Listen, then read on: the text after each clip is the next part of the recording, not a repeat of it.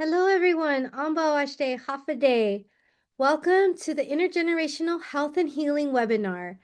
We are so excited to have you here with us today to listen to a group of amazing panelists talk about intergenerational health and healing.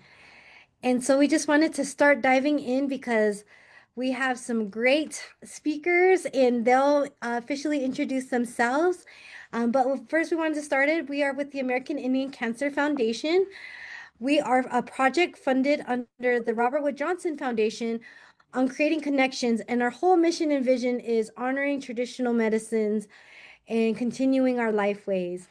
So, with that, I'm going to introduce who we're going to have joining us today. We have Lori Newbreast, who is Blackfeet and is one of our amazing consultants, but has such a wealth of knowledge. Jenna Hoyum, who is going through her master's program and is also one of our interns with the American Indian Cancer Foundation, and Sienna Contreras, who also serves as an intern through the Indigenous Peoples Task Force Youth Interns. And then I will be facilitating the discussion today. So we're so honored, so privileged. This webinar was an idea from both Jenna and Sienna a couple months ago when they were learning about traditional tobacco and the different journeys and the medicines and how things were being used, how they're being used. And so they came up with this beautiful idea to do this intergenerational health and healing webinar. And so today I'm so excited because the questions that you'll see are all crafted by them and what they want to see as we're looking into this generation and future generations. So with that, I'm going to stop sharing my screen. And if all of the panelists can come on camera, and we're going to really just start diving in to the questions. So my first question to Lori, Jenna, and Sienna is, how is collective healing and resilience important to working within Native communities?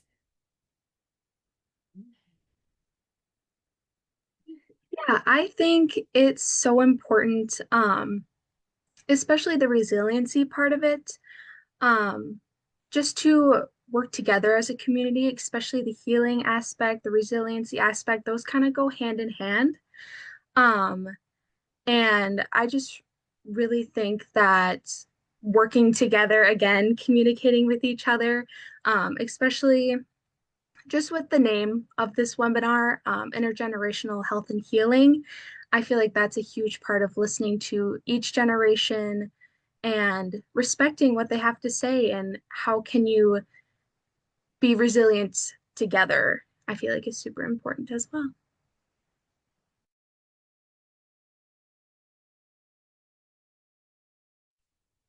Yeah, sorry. I definitely agree with that.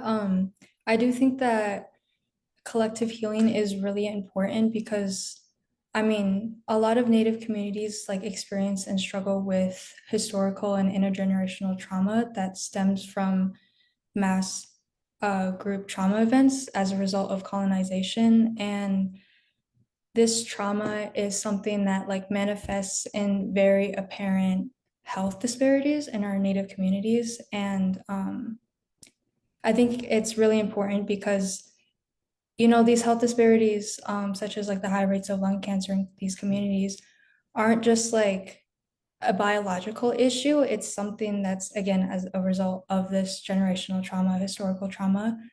And that's why I think, again, collective healing is so important in order to like really like look at the root causes that are causing these disparities and just like especially because for the indigenous worldview we it's a bit different than like the western worldview where like it's more individualistic versus us that are very like collectivist and we view like health as not like an individual pursuit but something that's like a collective responsibility.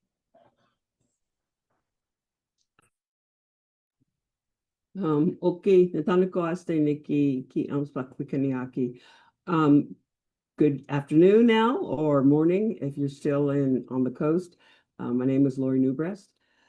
I think that, or I feel I've lived the experiences really of that at the core of all cultures for Indigenous people, it's a collective culture. And in the US, I think sometimes the perspective that the harm was historically or in present day only individual, but it was collective harm because it was into our entire cultural structures. So I think that's a big difference where a lot of the strategies in public health focus on individual behavior, individual impact. But some of the where you see the crossover between the Western model, like the clinically based strategies for health, and then our cultural ones, in order to have an interface and use things like for breast cancer, like you can look all over Indian country and see how involving in American Indians, Alaskan Natives, and basic decision making around the information you're giving out, what you experience is we already know how to collectively organize. We already have an infrastructure. It's called our culture. So we don't have to duplicate a Western model in order to get participation, but we have to be consulted at the beginning. And I think that um, a lot of health campaigns now, I mean, I feel privileged to have, seeing what like the do to method of coming into Indian country, but the stronger and more involved we become and invested in our health, as Indigenous people and our recovery, our healing. What I've seen is, oh, let's see if this works.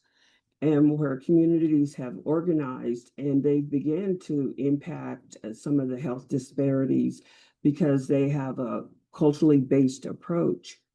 And I think that is all the evidence, or that is like evidence of our resiliency, but beyond resiliency, which is really about survival, there is like the cultural strength and values and attributes that, despite all that's happened to us, have been continually practiced. And yes, the harm has affected those, but I would say that I've seen beyond resiliency, I've seen continual strength and really the impact and power of culturally based strategies wind through, and but I also really appreciate I think being part of this experience where it is intergenerational. So, kudos to ACAF and to Robert Woods Johnson and the Creative Connection Project, and then to to the dynamics. So I'm happy to be here this morning. Thank you. I'm already so excited to hear your responses and thinking about what that looks like. And like you all said, it is a collective healing. So jumping into our next question, how do you all see the responsibility of health passed down from one generation to the next?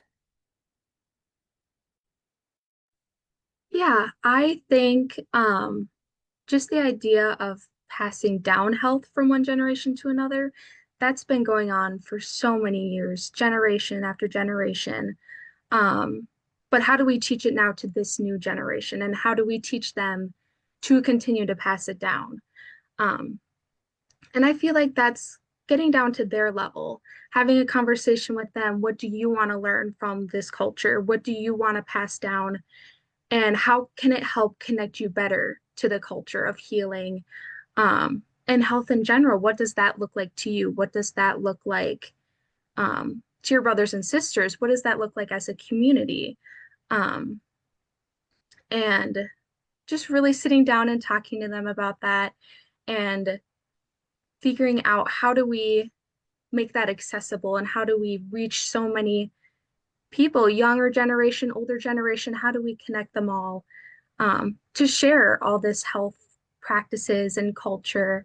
I feel like is super important to both individuals, to the community, and I think it's a responsibility that everyone has to each other, to the culture, and just something that is super important.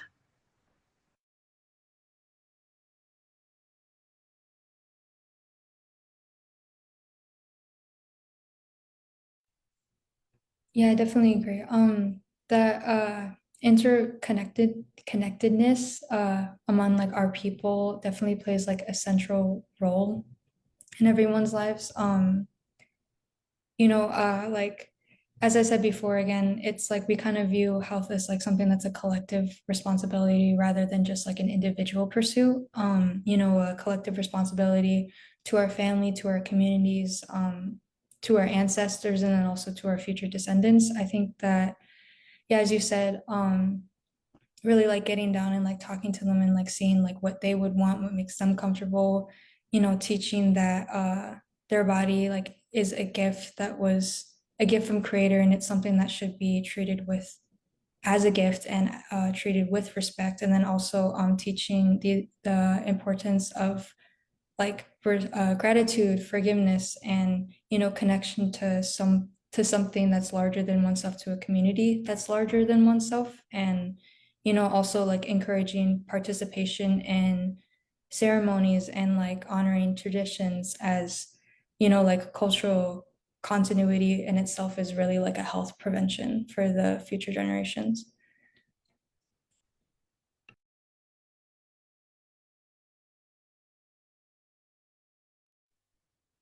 Um, I think what comes to mind is when I look back over my life, like what has influenced me and what teachings came from the culture about what now people call health, like really it is an integrative experience. It's not just my relationship to other human beings, but also to, I'm grateful every day I live in the homeland of my people, but also to the land and the relationship with the culture that teaches you not just the connections to people, but really to the universe. And um, the concept of like treaty making wasn't new to my people, but it was different how you made a commitment.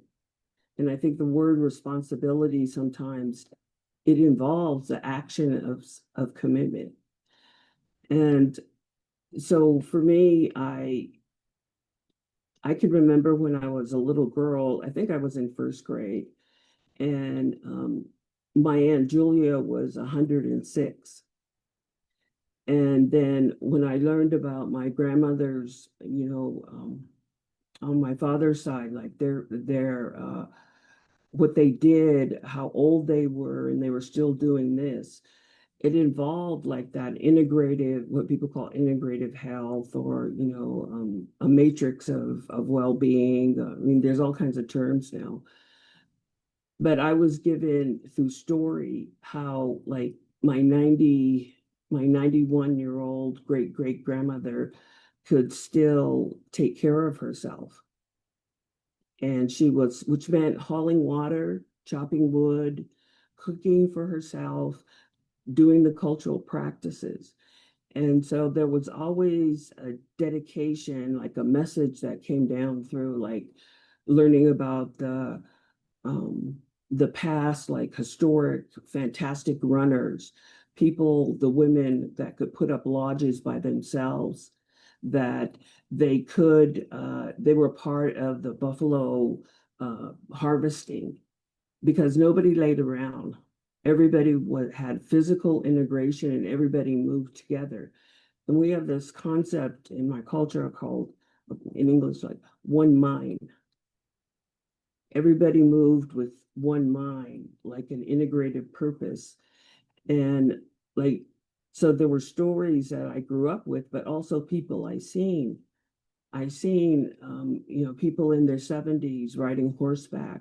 I have been a part of Buffalo Harvest where you can't be physically, you got to give it all, your all. And you have to have knowledge of that's passed down older than America, on how you use those parts to, on the Ini or Iniawa, how you use those parts to continue our culture.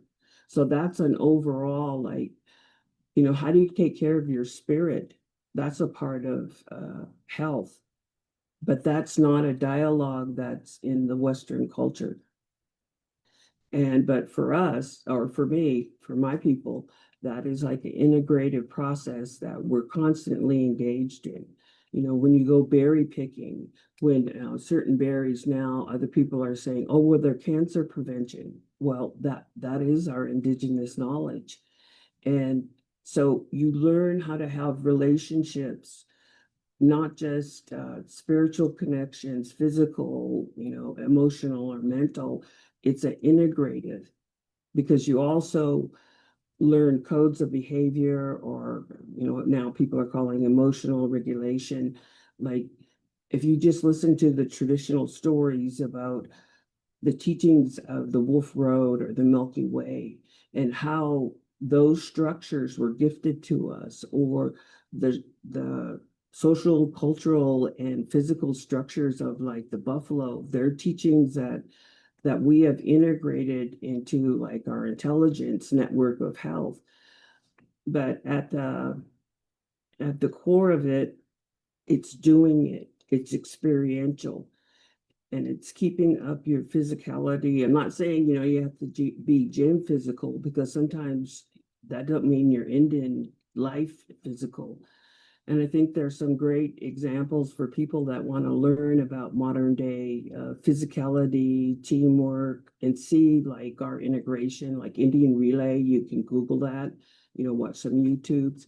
But it's a living culture. They're living practices to keep us healthy.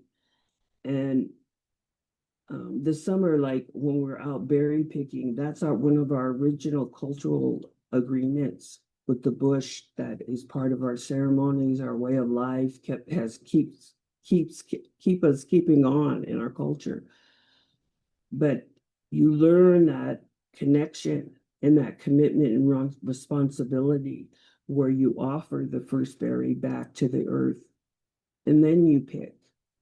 And that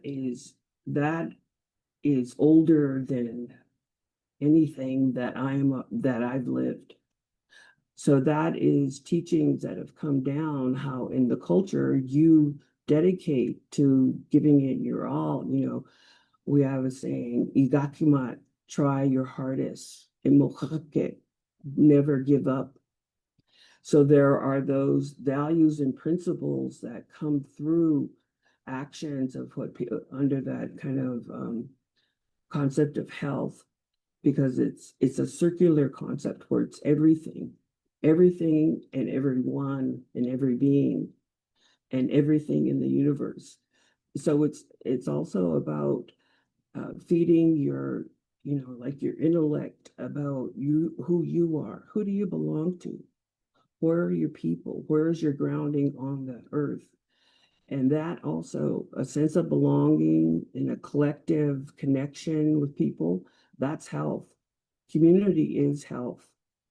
And I think that that's one of the beautiful things I've been able to witness, is changes turned around and just awareness. Like, I'm hoping someday to see a fry bread in a museum, and also a pop or soda or whatever you call it alongside of it. But I've seen communities replace pop with water, and now a generation of children that will go and reach for water instead of pop.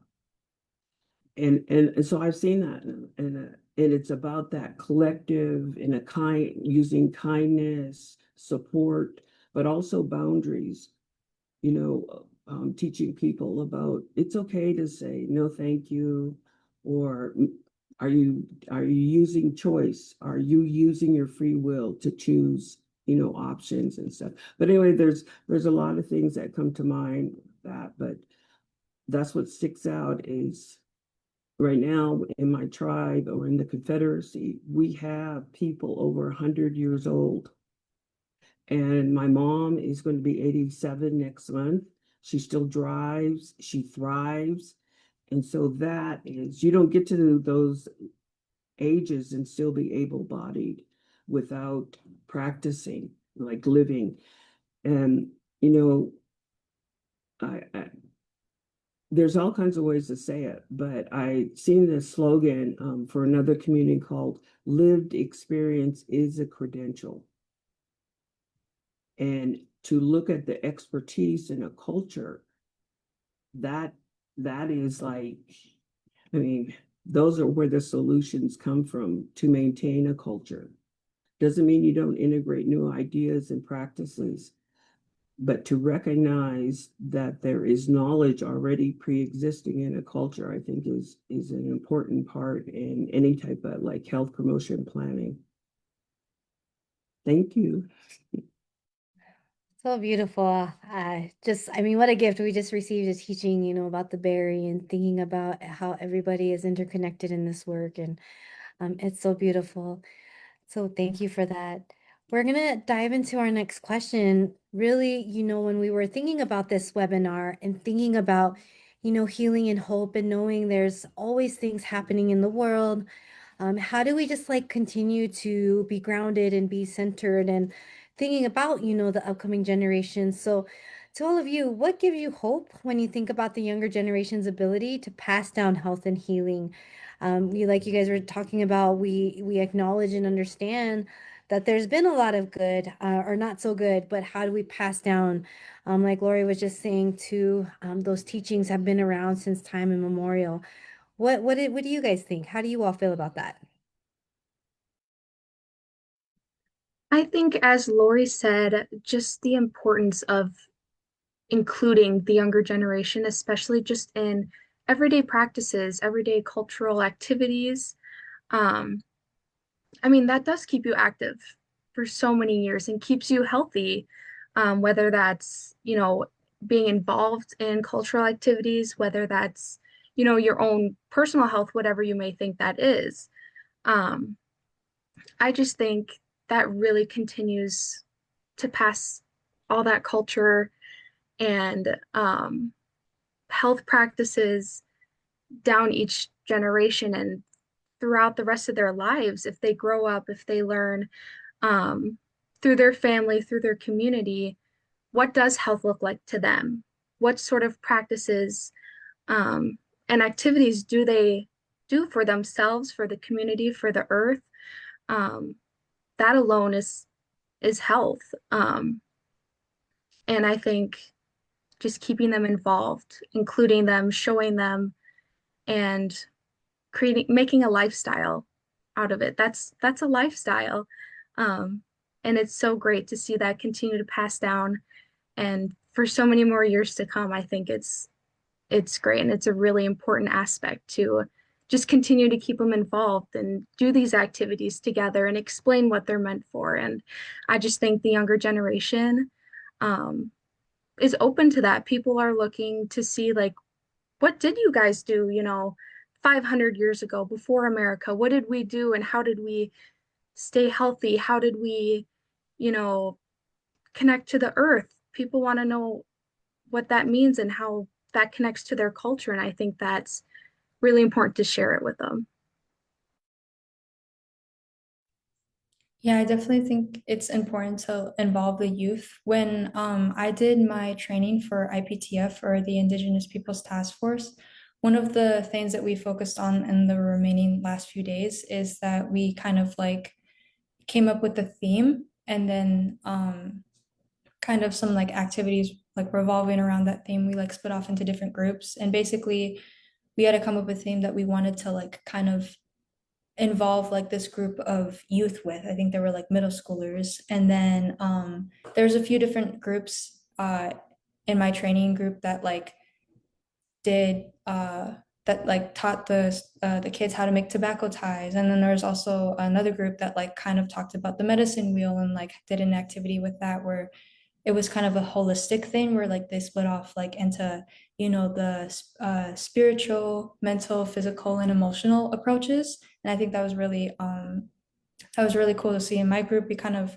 focused on addiction, specifically fentanyl addiction, just because unfortunately that's something that's the use of fentanyl is something that is rising. And it was just like a really good experience for me to be able to pass on knowledge that I know, and people in my group as well, in the other groups in my training group to pass on that knowledge. But it was also really great to see because the younger generation is a lot more willing and like they want to know about this kind of stuff. Like, and it was really like amazing to see like how invested they were. And like even just like simple things like that you think that don't mean that much, but it really means a lot to them to be able to do that with like their community and like to learn more about their community, and also it gives them the chance to be able to pass on that knowledge to other people. But yeah, that's what I think of.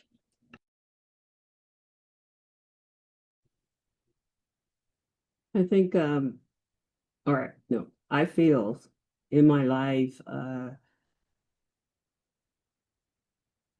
from a young child, I had this characteristic is I asked adults questions. So I never had a hindrance. Sometimes I was told, don't ask that, that's an adult, or be quiet. But, I didn't listen. It's like, kind of. So I had the privilege of being around elders. Like, I didn't call them that. They were just my family members and my other members of the tribes or other tribes also. And I listened. And I paid attention, like I was looking at their face, or I was sitting beside them, or maybe I was put into a role where I would serve them, but just listen to them. And I didn't know until later, like I had an appreciation of just listening. And so, like, I don't need a map. I would say that. That's what I learned from when I was young. I don't need a map, like, to negotiate our homeland, because they already were preparing me with the teachings, with the stories, with this is what you look out for. And one time in 2006, we had some Maori people come, some of their carvers come to our land, and they were like, it was really cold. So normally people don't visit and vacation here in February. It's not for anyway. So one of the things I thought of that I could tell them, well, we're different, but we're the same, is their culture, they read the ocean. In my culture, we read the sky. And you learn to understand like the wind and what that means when there's different colorations. And so that knowledge is like built up over generations. And so I have an appreciation of the way that I put myself. I made a choice, it was my free will when I was younger, to go into places. And I didn't know later on. I can remember one of my first, well, it was a job right after high school where I went and worked for Indian Youth of America. And I didn't know everybody else hadn't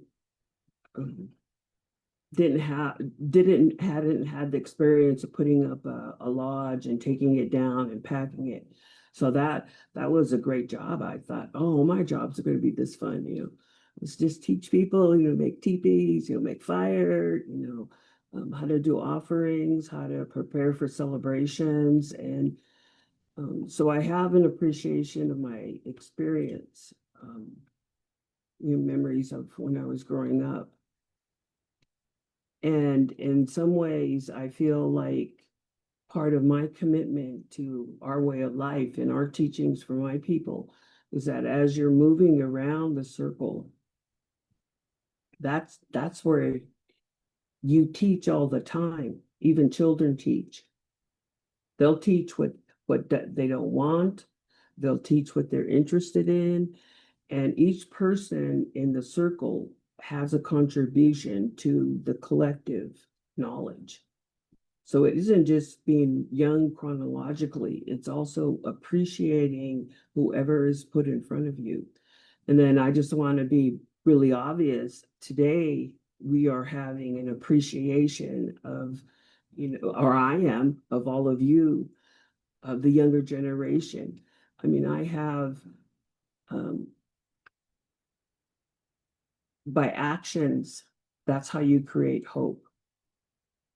So, all of you that put together today's webinar and people out there listening, your actions of working for a better well-being, a better tomorrow, a better today, a better moment, through helping people understand there's ways to come out of trauma. And a culturally based approach, there's a lot of teachings about how now,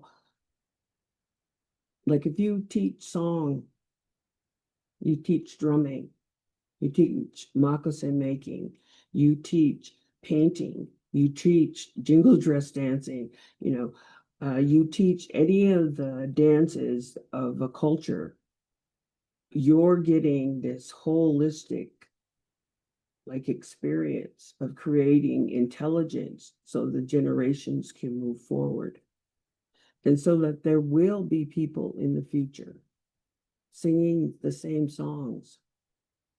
And I think that that's the power sometimes when we, yeah, it's good to be trauma informed, but you have to move to healing informed. And in the US, that involves social justice informed,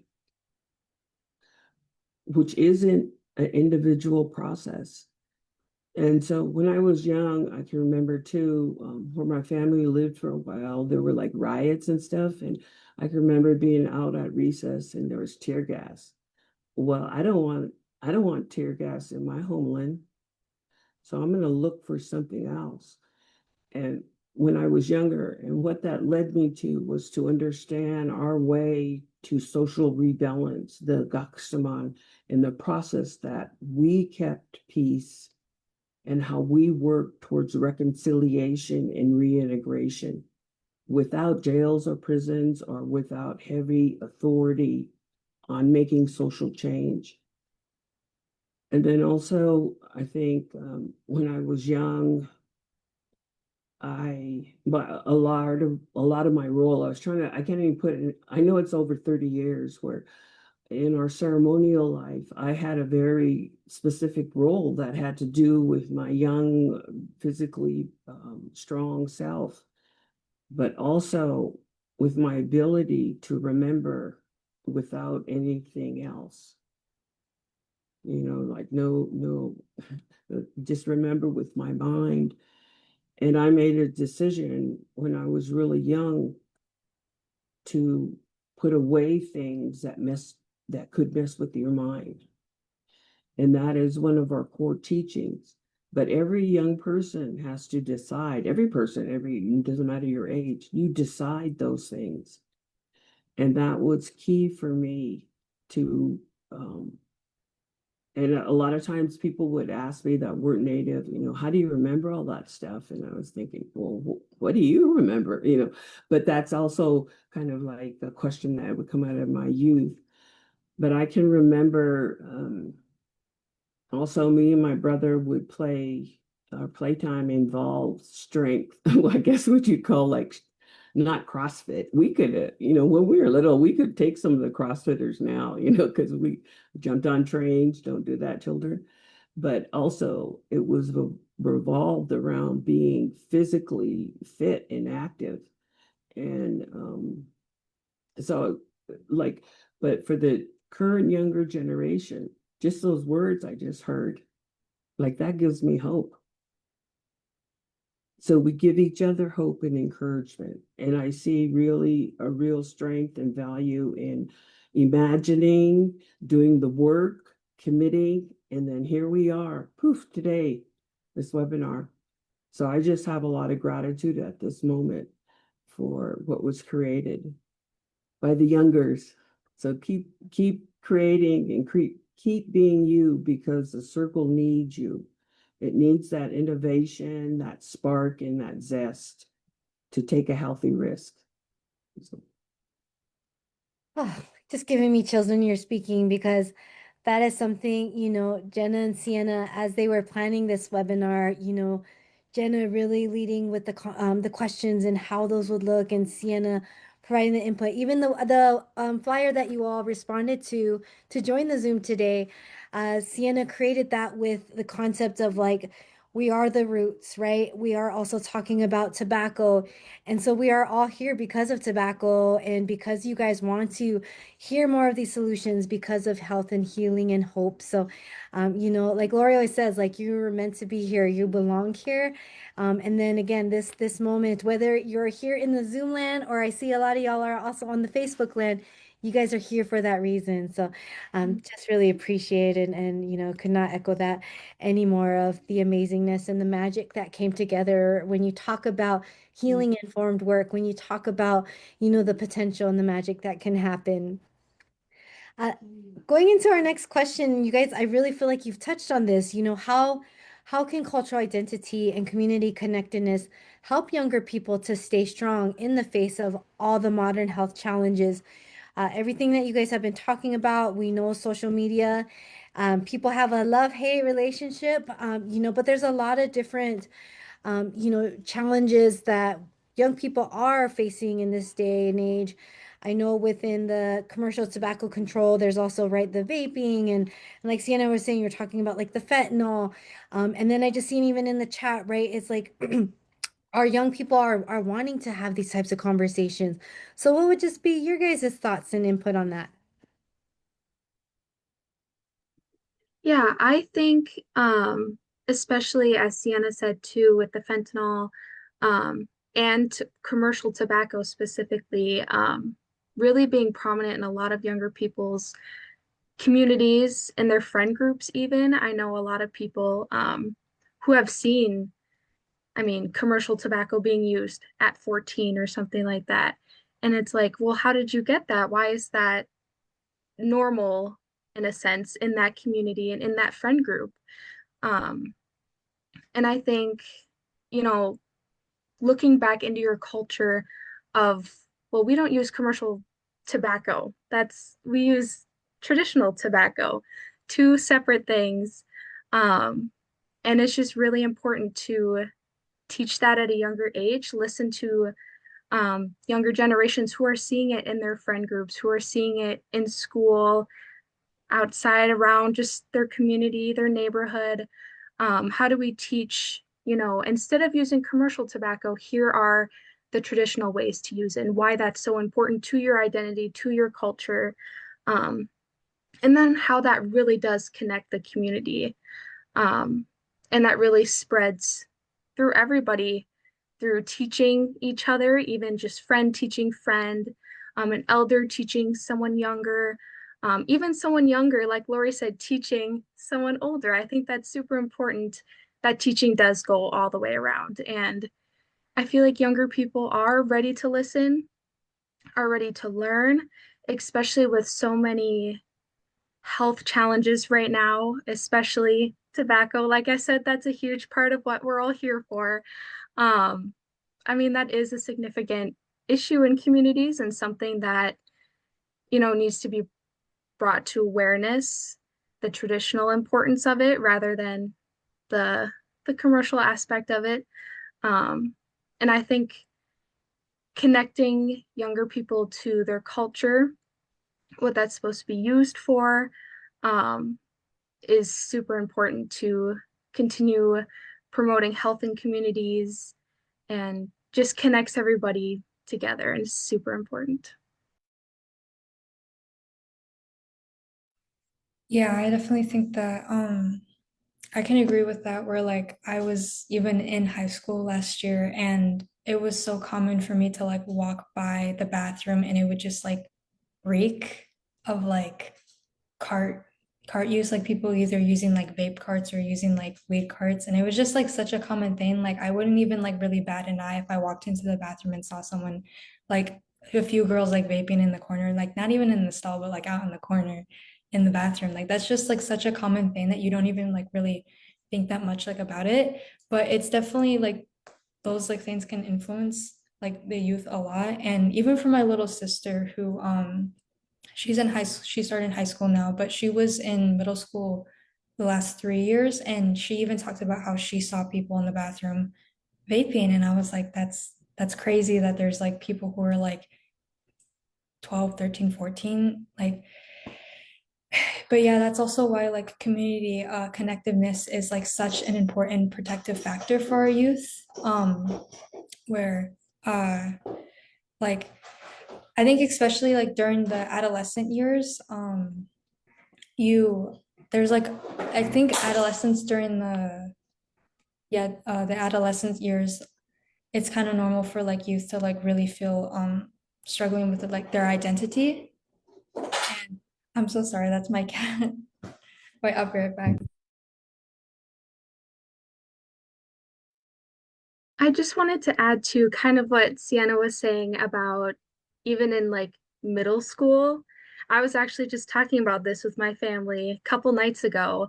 Um, Even just in middle school, my brother's just started high school too, and he remembers, I mean, sixth grade, seventh grade, kids already vaping, already smoking, on the school bus, even in the back of the bus, a bunch of them in a row would all be passing around like a cart or something.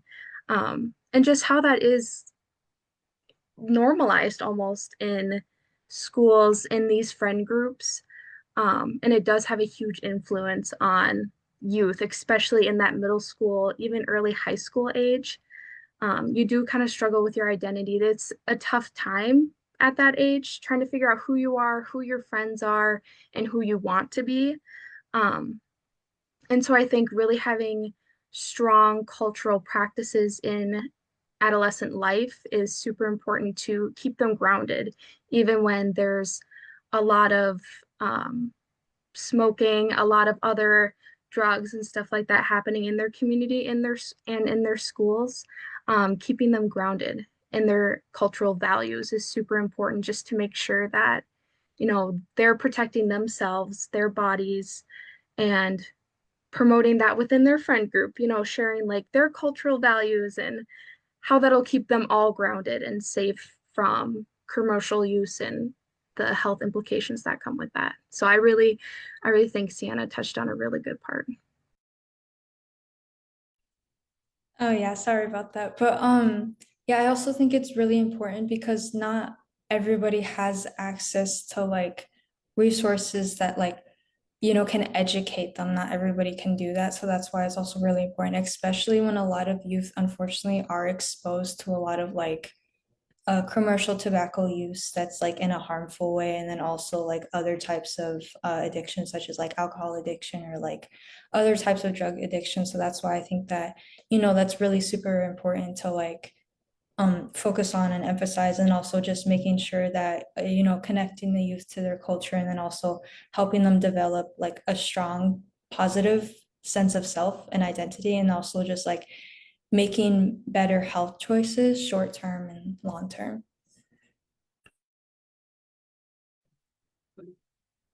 I would say I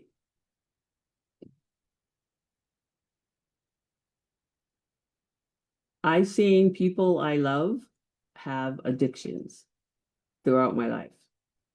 Didn't matter their age.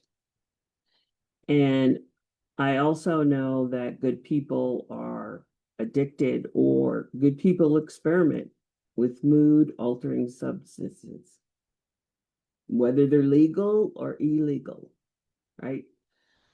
And in the current culture. But we also have substances that are mood altering, and they're legal, and they're becoming more and more legal state by state around the cannabis. And many of the paraphernalia of commercial tobacco is also being used in the commercial cannabis industry. And so when you look at mood altering substances, you have to look beyond the individual, particularly in indigenous cultures. So what is that person or that group of people? Why are they checking out of the moment? What is why are they doing that? And how do they get access to that? That also is some of the strategy. It's like, it's a type of, if you want to say, it's boundary setting and teaching people and reinforcing their ability to make decisions for their life. And the cultural teachings around, that instead of looking at the behavior, because you can always change behavior, and how do you do that? But what is the purpose of somebody checking out of the moment with those? Why are they doing that? And what happened to them? Why they choose that way of life, or even to experiment? And when you look at the introduction of mood altering substances into Native communities, it started at contact. And it's been a part of everything that has caused harm. The treaty making, alcohol was involved in those camps. The boarding schools, like I just had this discussion with people about what's the difference between an electronic bracelet on a youth and the handcuffs that the National Boarding School Healing Coalition has on their web, pictures of how they used to handcuff the kids to boarding school. So what is the difference in philosophy of or values of how you treat a child? So I always asked myself, what are they checking out of? And I know from my own experience as a youth and my friends, like I started to lose friends to drugs and alcohol and all the other behavior that went with it when I was 13. So I had to make a decision, as hard as it was, but throughout my life, by having people to support me and say, okay, well, we're going to offer you this option to know yourself better. Who are you? What people claim you? Where do you belong? Let me help you on that road. Let me offer you that option to improve your health by adding strength-based approach. But I would say at the basis, when mood-altering substances, there's always a purpose behind them. And the influx of like fentanyl's the newest one, that's come into Indian country, but there's always been more. But that involves an intention. There's a whole mechanism behind it. How is fentanyl made? Who prescribed it? How did it get loose? Who caused this fentanyl opioid addiction at the beginning of the 2000s? It wasn't us. How did it become so prevalent? What is the role modeling around why people need mood altering substances? And what happened to them? How can we offer to strengthen up their cultural identity? Culture is prevention. It also offers healing, because there isn't a strategy to really address why collective groups of people there's through the education and like doing health promotion, an incinerated commercial tobacco cigarette is real different than a vape. And all you have to do is see the expulsion. And I think that's where some of the commercial tobacco work is going. It's beyond secondhand smoke. It's like secondhand chemical contamination that gets released from the vape. So it's also, the harm just isn't being created to the individual or that group in the bathroom or what, or wherever. Because you see adults do it. Like adults get kicked off airplanes because they can't hold it, so they're going to vape in the bathroom and it sets off an alarm and stuff like that. So what is going to be the strategy to minimize the harm of the availability of those products and the processes where people obtain them? I think that's an important part of the future. but also a vape harms more than the vapor. And good people get addicted to vaping. It's offered to them as a checkout. So I think we need to have a broad view of how can we impact an environment and offer these other alternate strength basing, help people find their strength and power in their life that was gifted to them by the creator. Because everybody in the circle in all the indigenous cultures, you matter. Everybody matters. We need everybody. So it's also doing it in a way where there's compassion around why they might be doing that, or understanding, like brain development is different when you're, 13, 14, 15, up to 25, even 30. And then what happens if your brain doesn't mature? So how do you help people heal their brain, also heal themselves, so that those decision-making processes are different?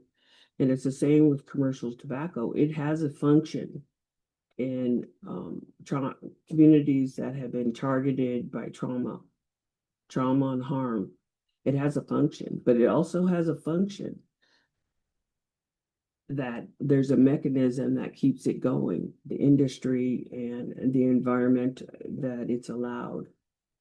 And so I think we are in the process of, that's also another way intergenerationally that, I recognize that process isn't finished, because there's still there's still an indigenous person out there vaping. So, I want to support them with compassion and with knowledge and an invitation and opportunities through programming or coming on the internet and finding a group or any resource they need to keep their life long and good.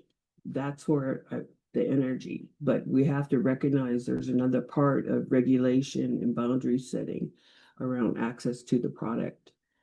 You wouldn't give a kid like a baby, a 3-year-old, like a torch and say, yeah, go run down the street. Here's a torch, go run down the street.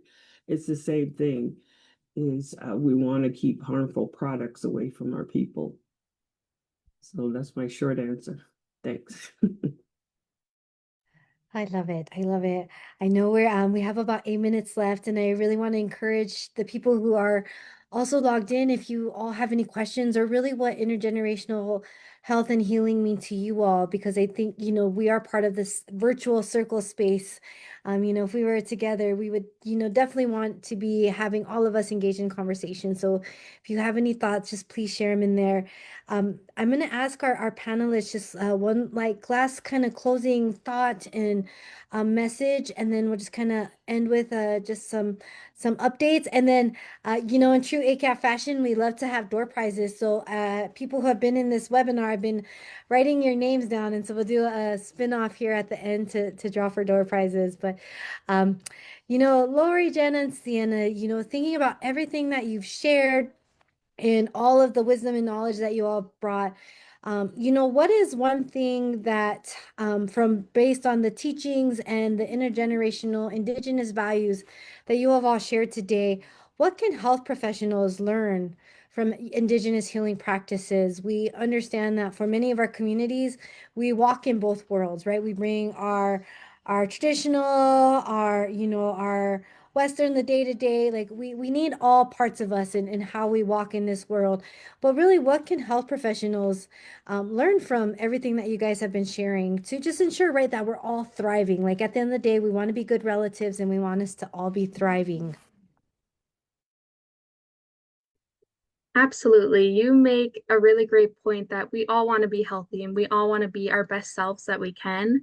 Um, and I think it's really important that healthcare professionals realize that health does mean something different for each individual, for each culture.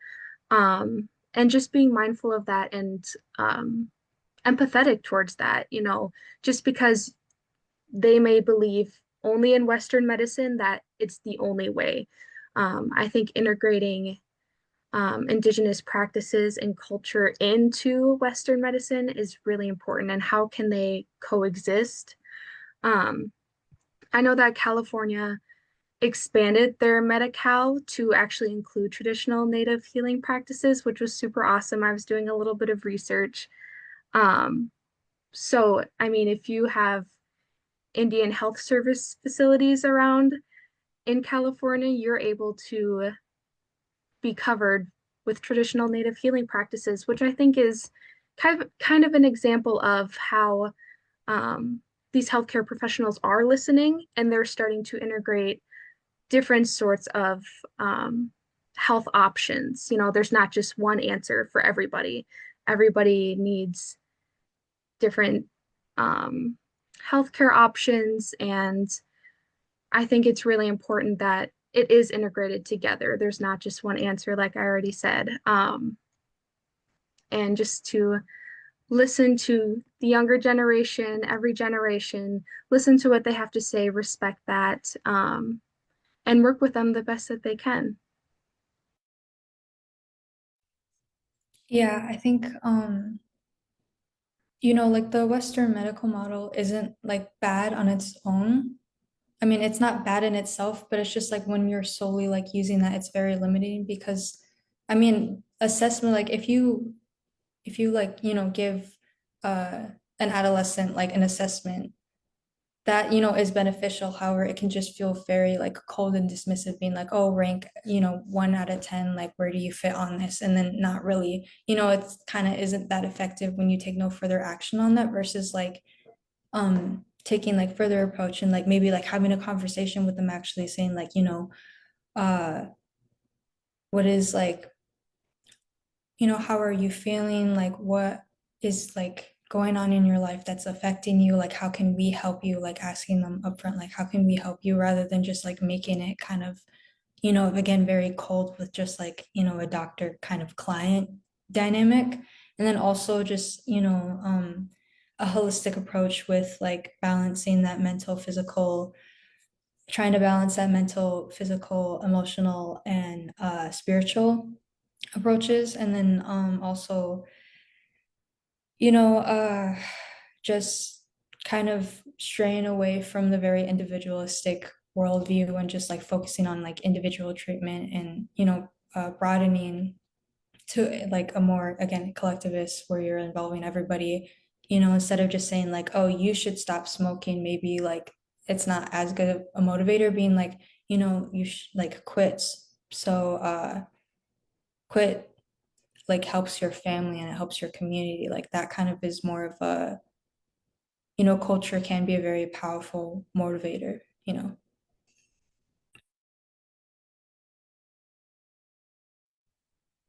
I'll give my 30-second thing on clinicians. The responsibility to be a clinician, that means you're responsible for doing your homework about Indigenous people. That the patient should not have to bear your education. So institutions that produce clinicians that come into Indian country and systems, Indian Health Service does have a cultural inclusion since the 90s on including and recognizing traditional practices. But it's also in their system when you have practitioners come to Indian country, it's responsibility of that system being in our lands to have a course of education, cultural sensitivity, awareness, or understanding, whether it's around commercial tobacco or traditional tobacco. That should be part of the orientation to serve any people but our people. And in Montana, we have this thing called Indian Education for All that has been adopted by other states. So I believe that is an example of an educational system taking it upon themselves. Now, to get credentialed, you have to have so many units of American Indian history and have some awareness that you're living, in a state with a lot of tribes and a lot of Indians. And so there are some good models out there, in private also healthcare. in different parts where the tribes have advocated, your system has to become educated about us. You do your work, we'll help you, but the burden should not be put on our communities to re-educate people. But we do, through our values of generosity, do cross-cultural teachings, and I think some of what I've seen change in the last 25 years in commercial tobacco, the general population strategies, is at first in 2000, they couldn't find an Indian, but there's been now an increase in their knowledge base of non-Indians that they know how to contact, like organizations like ACAF or they know how to engage at least with parts of Indian country. And that took many, many, many voices. And Coco and I come from this philosophy where we're from different tribes, but we could meet on this like slogan. Many voices, but one message: keep tobacco sacred. And so that has stood the test of time in our educational endeavors. And that is also like kind of, you don't need permission to educate people and have your voice. And I don't want to sit at the table. I want to include people in the circle because that is an acknowledgement of indigenous intelligence and our systems of knowledge. So I would say, it's been my privilege to be here today. And I want to thank ACAF and everybody. And we got the door prize, so I took more than 30 seconds. But unless that was my quantum leap as an Indigenous person, I took more time. So on to the door prize. Thank you, everyone. Oh, thank you so much, Lori, Jenna, and Sienna. This was so amazing. Again, I think we could talk about this for days. I was telling Jenna and Sienna, maybe this is just the first part of our series. So y'all stay tuned because this group here, I just have so much respect and admiration for.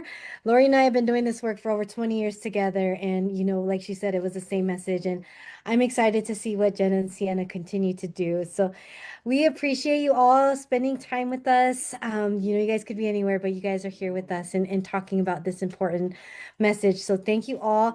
I did do the door prize. So it was Oscar, Kelsey, and Laura who won the door prizes. So send me your guys' mailing address and I will get some prizes out to you all. This is recorded. So if you guys want to just hear these beautiful messages of inspiration and wisdom, please tune in. But until we see you all next time, please check out AmericanIndianCancer.org. We are having our first ever national conference in November. So I just put the flyers and the link in the chat. So we hope to see you all there. And we wish you all a beautiful day and we will see you all again soon. Thank you.